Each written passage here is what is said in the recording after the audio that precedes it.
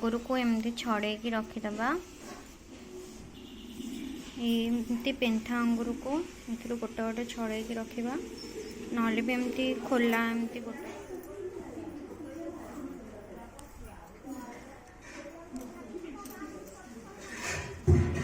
तापर आम अंगूर को एमती पानी रे धोईदेबा काले बाली थी धीरे। तापर आम गैस लगे पानीटा को फुटेबा। पानीटा फुटी गलानी तापर आम ए अंगूर को पकेबा एथिरे।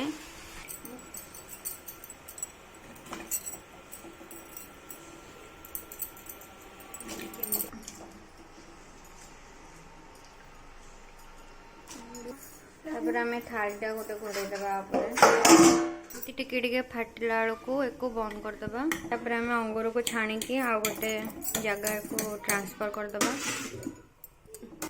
तापर आम आपको नहीं खरारे सुखईदबा 4 दिन पर। 4 दिन पर किसमिसटा आम अंगूर को खरारे एमती सुखईदबा।